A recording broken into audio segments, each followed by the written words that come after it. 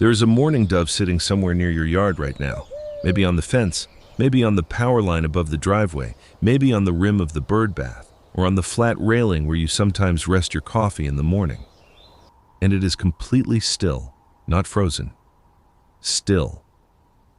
The way something is still when it has already made a decision and is waiting to see if that decision was right. I thought that stillness was just how doves were.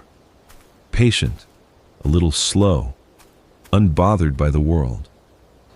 I thought it was random that one kept turning up in my yard. The small suburban patch in Northern Virginia where I've been paying attention to birds for about 5 years now. Cardinals in the holly by the fence, chickadees at the tube feeder, a Cooper's hawk that moves through most Tuesday mornings and sends everything else scrambling. The mourning dove just appeared one day and stayed. I thought, that's what doves do, show up and stay. I thought the same thing for a long time. Then I started looking at the research, and I had to rethink the whole thing. The dove on your fence is not there by accident. It is not passing through.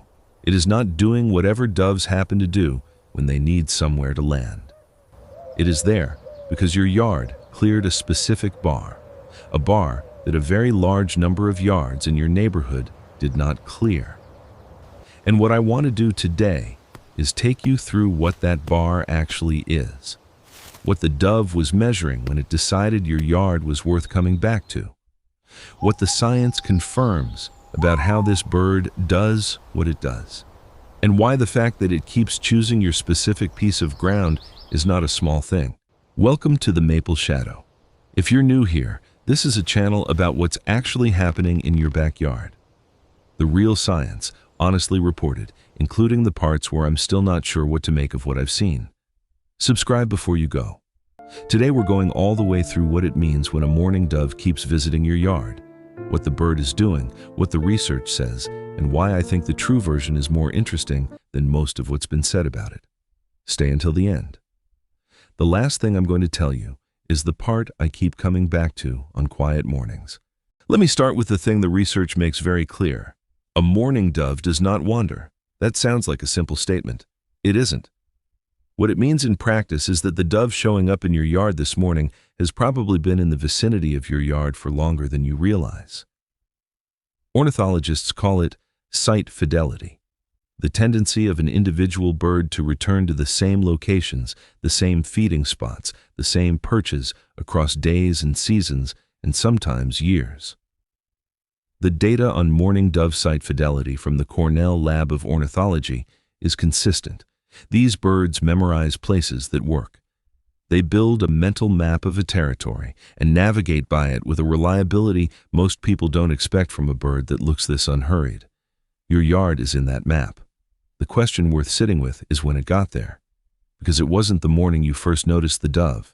It was earlier, maybe weeks earlier, maybe longer, when the bird flew over or landed briefly and filed something away.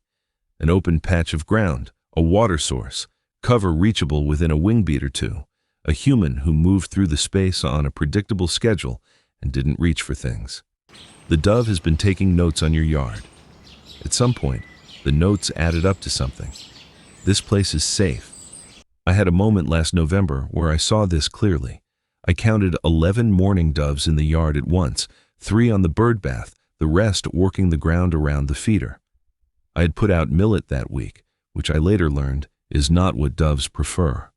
They were after what had fallen naturally, sunflower chips, safflower, the broken bits of sweat crumbled off the cage onto the concrete. They were working the perimeter of the yard in slow, deliberate arcs, and I stood at the kitchen window watching them and realized I'd been thinking about this wrong. They weren't scavenging. They were harvesting. They knew where things collected in this specific yard. It did not arrive here by luck. It did not settle here by mistake. It did not choose this fence post because it happened to be the nearest one available. It chose this yard because this yard had cleared something, and it keeps clearing it every time the dove comes back. To understand why that matters, you have to understand what the choice costs. A mourning dove weighs about 4 ounces, the weight of a small apple. It eats seeds almost exclusively, and it eats them on the ground, in the open, in full view of anything in the area that might be looking. That is an exposed position for a prey animal. A Cooper's hawk can take a dove mid-flight and never slow down. A sharp-shinned hawk working the tree line doesn't announce itself. A cat can take one from below without a sound. The risks are real and constant, and the dove operates as if it knows they're constant. Because it does. Everything about how a mourning dove feeds is engineered around that vulnerability. The crop is the core of it. The expandable pouch in the bird's throat, larger proportionally than in most common backyard species. A mourning dove can load its crop in just a few minutes. Seeds go in, stored, ready to be digested later from the safety of cover.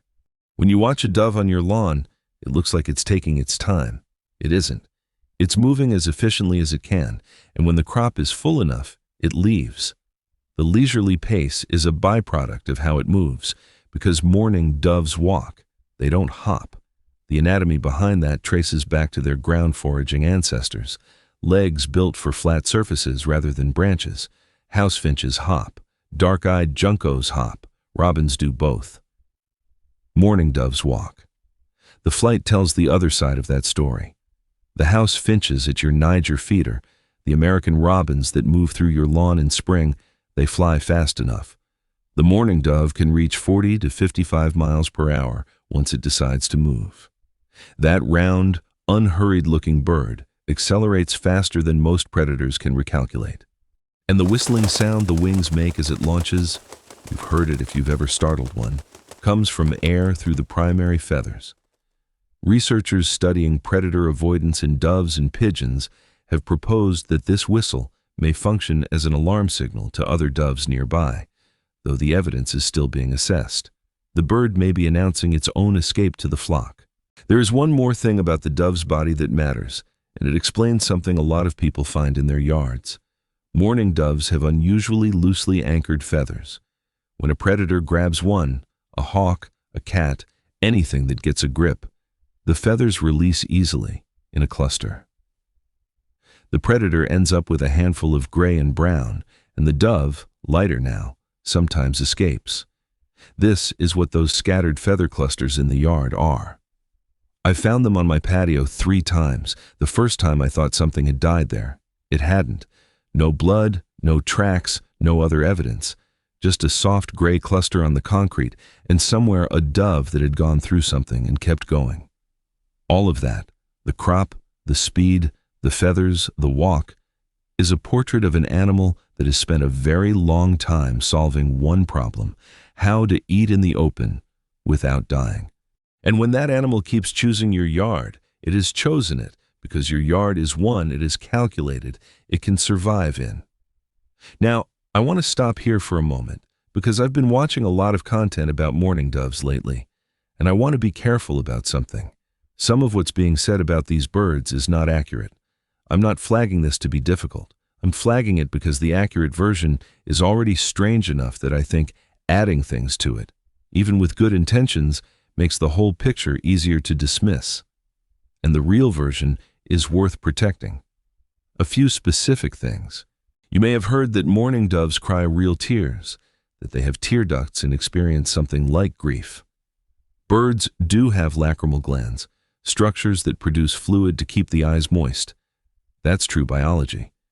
The suggestion that this constitutes emotional weeping in any meaningful sense is not what the research supports. What doves actually do with their eyes that is genuinely interesting is this. They have a nictitating membrane, a translucent third eyelid that sweeps across the eye for protection without blocking vision. When you see a dove blink in a way that looks slow or strange, that's what you're watching. Not tears, something more precise and more mechanical than tears, and to my eye, considerably weirder. You may also have heard specific numbers about mourning dove heart rates, particular beats per minute at rest and under pursuit. I looked for the primary research behind those numbers and couldn't verify them to my satisfaction. What the science does confirm is that the resting heart rate of a bird this size would register as a medical emergency by any human standard. I don't need the specific number to find that remarkable. The bird sitting calmly on your fence is running biological systems at a pace that would be completely unsustainable for a mammal. I want to be honest about why I flag this. The facts about mourning doves that are verified are already harder to believe than some of the things being added, and I'd rather you have the version that holds up when someone asks a follow-up question.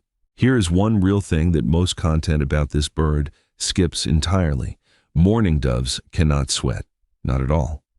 To cool down, they flutter a thin membrane in their throat in a rapid vibration, a behavior called gular flutter, the same basic mechanism as a panting dog, just less visible. It works, but it requires water. The research on this, specifically studies on how these birds handle heat, shows that a stressed dove must drink repeatedly throughout the day just to survive. In a July heat wave, a mourning dove may need water more urgently than almost any other bird at your feeders. That bird bath in your yard is not an amenity. For a dove in summer, it may be the reason your yard stayed in the map, and the way it drinks is worth watching if you haven't caught it up close. Most birds scoop water in the bill and tilt the head back to let gravity carry it down. Mourning doves don't do this. They are one of a very small number of bird species that can sip, bill submerged, drawing water up continuously, like a straw, for 10, 15, 20 seconds without lifting the head. On a morning in early December, just after 6 a.m., with the temperature at 28 degrees and the bird bath heater running, I watched a dove drink for nearly 30 seconds straight without breaking. It was getting a full day's water intake in a single visit. I had installed that heater for the winter songbirds, the white-breasted nuthatches that move down the oak trunk headfirst each morning, the tufted titmice that appear before I finished my coffee. I was wrong about who needed it most. Now let me tell you about the math, because the math of mourning doves is the part I sat with longest before it landed. The average wild mourning dove lives about 1.5 years, not because the species is fragile, because it is a small ground-feeding bird in a landscape full of things that would eat small ground-feeding birds: predation, weather, hunting pressure, and migration corridors. Most of the doves at your feeder this spring will not be there next spring. That is what the data from the North American Breeding Bird Survey, compiled over more than 50 years, consistently shows. And yet, the banding records at the Cornell Lab of Ornithology include a mourning dove that lived at least 30 years and 4 months. Banded in Georgia in 1968, recovered in Florida 30 years later in 1998. The longest-lived wild bird that lives on land ever documented in North America through banding. And the way we know its age at all is that someone shot it. The gap between 1.5 years and 30 years is not a rounding error. It tells you something about what becomes possible when an individual bird gets the conditions right and keeps getting them right, season after season, year after year. If a dove has been coming to your yard across multiple seasons, you may be watching one of those birds. There's something else the dove in your yard may be doing that I find genuinely strange, and that most videos about this bird don't mention. Both the male and the female mourning dove produce what's called crop milk to feed their newly hatched young. I want to be careful with the word milk, because this is not mammalian milk. It is a secretion, cells sloughed from the lining of the crop itself, rich in protein and fat, regurgitated directly to the chick during its first days before it can process seeds. Both parents produce it, both parents feed. The research on how these birds breed makes clear that this is a shared investment, in a way that most backyard birds simply aren't built for. If you've seen 2 mourning doves together and assumed one was the provider and one was just there, that's probably not what you're watching. Mourning doves can raise up to 6 broods in a single year in warm climates. 6. The highest rate of any commonly watched backyard bird in North America. 2 eggs per brood. Both parents incubate. Chicks fledge in about 2 weeks, and then they start again. That reproductive rate exists because of the mortality rate. The math of making new birds and the math of losing birds are locked together in the mourning dove in a way that is almost mechanical in its precision. What this means for your yard is something the research suggests, but rarely gets said directly. Nest site selection in columbids is influenced by familiarity, and that familiarity may compound across generations. Young birds raised near a location may return to it or to locations near it. Your yard may carry something forward that you have no way to trace back. It may be in a lineage of decisions that began before you moved there.